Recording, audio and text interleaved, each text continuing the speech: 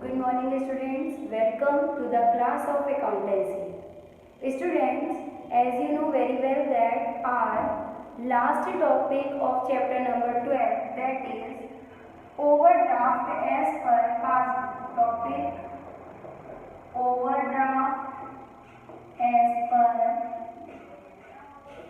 passbook has continued. Okay, so related with this topic, today we have discussed question number 22. In this question, on 31st March 2019, bank passbook of Naresh and Company presented an overdraft.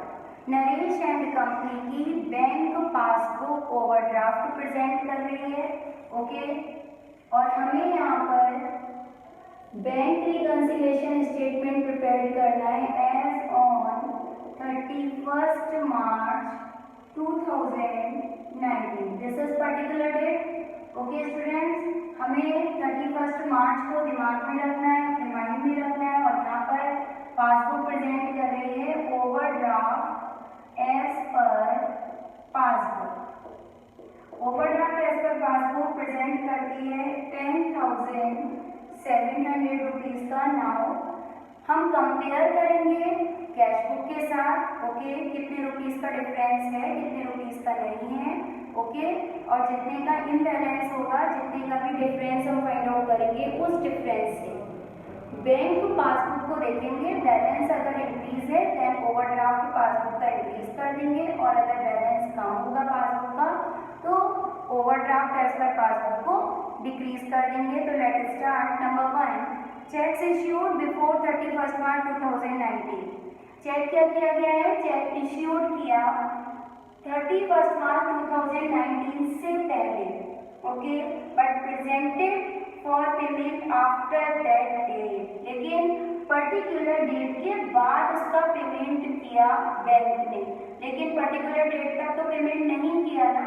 तो जब passbook ने payment नहीं किया तो passbook का balance increase है, तब हम ओवरड्राफ्ट एज पर पासबुक को भी इंक्रीज कर देंगे. प्लस अमाउंट्स में and minus amounts. Okay, check issued किया लेकिन बैंक ने पर्टिकुलर डेट तक पेमेंट नहीं किया. पेमेंट नहीं करने से पासबुक का बैलेंस इंक्रीज हो गया. Number 1, check issued but not presented for payment. Okay, complete amount है, कोई भी अमाउंट इसमें से बैंक ने अभी तक पेमेंट नहीं किया है 900 रुपीज के चेक से. Next, checks paid into bank. Okay, हमने चेक बैंक में पेड कर दिए कलेक्ट करने के लिए amount, but not collected and credited until 31st March 2019 तक एक भी अमाउंट बैंक ने क्रेडिट नहीं की. तो बैंक क्रेडिट करने से क्या होती है? इंक्रीज होती है. लेकिन बैंक ने क्रेडिट नहीं किया मीन्स बैलेंस क्या है? बैंक का डिक्रीज है. और जब बैलेंस डिक्रीज है तो ओवरड्राफ्ट एज पर पासबुक को भी डिक्रीज कर देंगे. Checks deposited but not collected. Okay students, यहाँ पर चेक हैं 2200 रुपीज के. Next transaction, interest on overdraft. Okay, that is charged by bank. Bank liability पर इंटरेस्ट आपके अकाउंट से क्या करवाएगी? डेबिट करवाएगी. तो interest on overdraft amounting ₹1200 did not appear in the cash book. ठीक है, तो ये आपके समझने की, हमारे समझने की चीज है कि interest on overdraft cash book में प्रेजेंट नहीं है, लेकिन पासबुक ने तो अपने यहाँ इंटरेस्ट ऑन ओवरड्राफ्ट चार्ज कर दिया. और इंटरेस्ट ऑन ओवरड्राफ्ट जब चार्ज करेगी बैंक तो पासबुक का बैलेंस डिक्रीज हो जाएगा. ठीक है, और जब बैलेंस डिक्रीज होगा तो ओवरड्राफ्ट को भी डिक्रीज कर देंगे. Interest on overdraft. ओके, तो यहाँ पर इंटरेस्ट ऑन ओवरड्राफ्ट है 1200 का. नेक्स्ट स्टूडेंट्स, फोर्थ ट्रांजेक्शन है 5000 rupees being interest on investment. Overdraft का इंटरेस्ट हमारी लायबिलिटी, हमारा एक्सपेंस है. ओके, और यहाँ पर इंटरेस्ट ऑन ओवरड्राफ्ट हमारी इनकम है that is collected by bank. वो किसने कलेक्ट किया? बैंक ने। और बैंक ने अमाउंट आपकी पासबुक में क्रेडिट कर दी। तो पासबुक में क्रेडिट होने से क्या कर दिया बैंक ने? बैलेंस को इंक्रीज कर दिया, लेकिन कैश बुक में अभी तक आपने प्रेजेंट नहीं किया, तो हम तो पासबुक के बैलेंस को देख रहे हैं। पासबुक का बैलेंस क्या हो गया? इंक्रीज हो गया। तो हम ओवरड्राफ्ट को भी क्या कर देंगे? इंक्रीज कर देंगे। Interest on investments collected by bank. Okay, और यहाँ पर interest on overdraft charged by bank. तो यहाँ पर इंटरेस्ट ऑन इन्वेस्टमेंट कितना कलेक्ट किया है बैंक ने? 5000 रुपीज का। Then student next transaction, bank charges है। कौन लगाएगा बैंक चार्जेस? बैंक लगाएगी। आपके बैलेंस से क्या कर देगी? बैंक चार्जेस से। बैंक ने अपना एक्सपेंस ले लिया है, ठीक है, but not entered in the cash book. इसकी भी एंट्री आपकी कैश बुक में नहीं कर रखी है, ठीक है। फिलहाल बैंक चार्जेस लगा रही है, तो बैलेंस क्या हो जाएगा? डिक्रीज हो जाएगा। तो आप ओवरड्राफ्ट को भी क्या कर देंगे? डिक्रीज कर देंगे। फिफ्थ ट्रांजेक्शन, बैंक चार्जेस है स्टूडेंट्स 50 रुपीज का। And last transaction 800 in respect of dishonoured cheque. Cheque क्या हुआ? डिसऑनर्ड हो गया, but entered in the passbook में डिसऑनर्ड की एंट्री है, but not in the cash book. Cash book में डिसऑनर्ड की एंट्री नहीं की है। डिसऑनर्ड से पासबुक का balance decrease, then overdraft also will be decrease हो जाएगा। Okay, cheque dishonored rupees 800। Okay student, now we will solve 5900 की प्लस अमाउंट है। ओवरड्राफ्ट में हमने अपनी प्लस अमाउंट्स को ऐड कर लिया। 16,600 और यहाँ पर हमारे पास माइनस अमाउंट में आ जाता है 5, 8 और 2 10 और 2 12, 3 और 1 4, 4250 माइनस अमाउंट है। अब हम देखते हैं हमारे पास कैश बुक का ओवरड्राफ्ट कितना मैच कर जाएगा? 0 5 5 3 ओके 2 12,350। इसे बोलेंगे हम overdraft as per cash book. Okay students, overdraft as per actual overdraft as per cash book हमारा मैच कर दिया, ये हमने माइनस अमाउंट कर दिया। Then students, after this question we will solve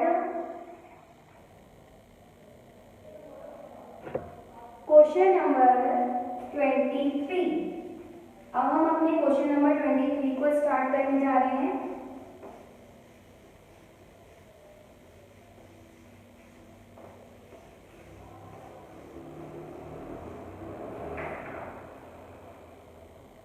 question number 23 also have a particular date. BRS इसमें भी start करना है, हमें प्रिपेयर करना है 31 मार्च 2019। मेरे फॉर्मेट की डेट पर्टिकुलर लिखी हुई है यहाँ पर। Now we will start question number 23। यहाँ पर बैंक पासबुक, ठीक है, हमने चेक किया। On checking the bank passbook it was found that it presented an overdraft. ये क्या दिखा रही है? ओवरड्राफ्ट दिखा रही है बैंक की पासबुक। तो जिससे हम अपना क्वेश्चन स्टार्ट करते हैं, ओवरड्राफ्ट एज पर पासबुक। तो ये है students overdraft as per passbook 5220 का। Okay, plus amounts and minus amounts हम ले लेते हैं। तो यहाँ पर आपके पास प्लस अमाउंट्स में क्या मतलब प्लस और माइनस में हम यहाँ पे ट्रांजेक्शन देखेंगे, कहाँ पे डिफरेंस आता है। चेक्स डिपॉजिट किए but not yet credited by the bank, ठीक है, बैंक कलेक्ट नहीं कर रही है, तो बैंक ने कलेक्ट नहीं किया, बैंक का बैलेंस क्या हो गया? कम है। Okay, number first transaction checks deposited but not collected, ठीक है, यहाँ पर है स्टूडेंट 6000 रुपीज का। देन चेक डिसऑनर्ड हो गया and debited by bank. Bank ने डिसऑनर्ड से क्या कर दिया, पासबुक को डेबिट कर दिया, कम कर दिया balance, but not given effect to it in the ledger. ठीक है, लेजर में आपने अभी तक कोई भी इम्पैक्ट इसका नहीं दिखाया है, मीन्स कैशबुक में आपने रिकॉर्ड नहीं किया है। फिलहाल चेक के डिसऑनर्ड से बैंक का बैलेंस क्या हो गया, डिक्रीज हो गया स्टूडेंट, तो आप पासबुक ओवरड्राफ्ट को भी क्या कर देंगे, डिक्रीज कर देंगे। चेक डिसऑनर्ड, चेक डिसऑनर्ड हो गया ये 800 रुपीज का। देन नेक्स्ट ट्रांजेक्शन है students, bank charges debited by bank.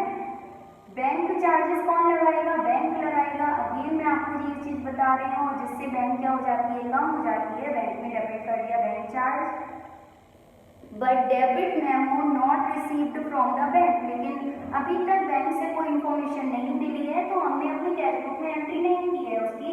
ठीक है, फिलहाल आपको क्या देखना है, बैंक का बैलेंस क्या हो गया, बैंक चार्जेस से कम हो गया, ओवरड्राफ्ट को भी आप कम कर दोगे। Third transaction also involved in minus item. ठीक है, bank charges debited by bank है, बैंक का बैलेंस कम हो गया 50 रुपीज से। Then interest on overdraft excess credited in the ledger. Okay, interest on overdraft किसने एक्सेस क्रेडिट कर दिया, लेजर में करा है स्टूडेंट्स। तो लेजर क्या होता है, हमारी कैश बुक। आपने खर्चे को ज्यादा कर रखा है, ठीक है, लेकिन बैंक ने खर्चा नॉर्मल किया है, तो यहाँ पर क्या हो जाएगा, इंटरेस्ट ऑन ओवरड्राफ्ट से पासबुक हमारी कम है, लेकिन एक्सेस से क्या है, एक्सेस कैशबुक ने ज्यादा खर्चा कर रखा है, लेकिन पासबुक ने ओवर नहीं किया है। तो यहाँ पर पासबुक का बैलेंस अगर हम देखें तो इंक्रीज हो जाएगा यहाँ पर, क्योंकि डिफरेंस कितने का आएगा, आपने मान लो 200 रुपीज की एक्सेस दिखा रखी है, तो हमने कैशबुक में कितने का इंटरेस्ट ऑन ओवरड्राफ्ट की रिकॉर्डिंग करी, 400 की।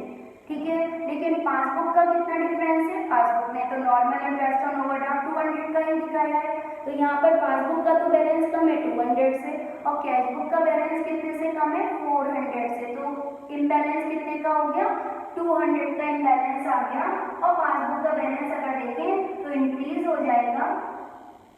ये ट्रांजेक्शन है fourth, interest on overdraft excess in the cash book. Okay students, ये है 200 का। Then wrongly credited by bank, bank क्या कर रही है, गलती से क्रेडिट कर रही है अमाउंट को, तो गलती से करे, ठीक है, तो गलती से उसने क्रेडिट कर दिया, मीन्स बैलेंस इंक्रीज हो गया। Deposit of some other party, किसी दूसरी पार्टी ने डिपॉजिट करा था, लेकिन आपके अकाउंट में, हमारी फर्म के अकाउंट में क्या कर दिया, बैंक ने गलती से रॉन्गली क्रेडिट कर दी वो अमाउंट। ओके, तो फिफ्थ ट्रांजेक्शन से पासबुक का तो बैलेंस इंक्रीज हो गया, wrongly credited by the bank. Okay, and this one is related with 900 rupees. And last transaction, check issued करे but not presented for payment. ठीक है, इश्यूड किया लेकिन बैंक ने अभी तक पेमेंट नहीं की है, तो बैंक का बैलेंस इंक्रीज हो जाएगा। Sixth transaction, cheques issued but not presented. Okay students, now we will solve.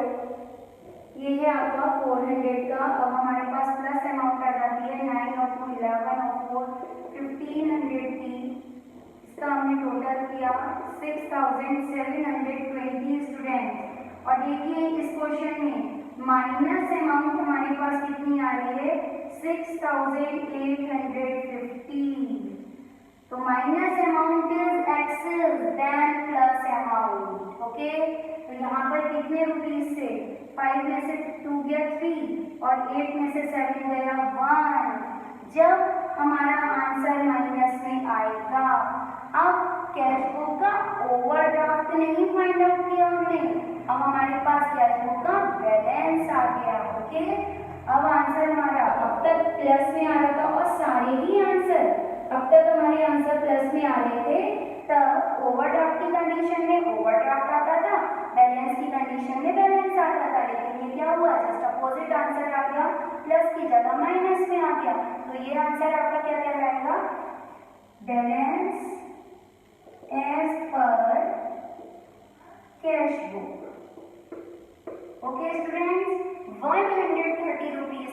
Cash book में एक्चुअल में ओवरड्राफ्ट ना आकर बैलेंस आ चुका है।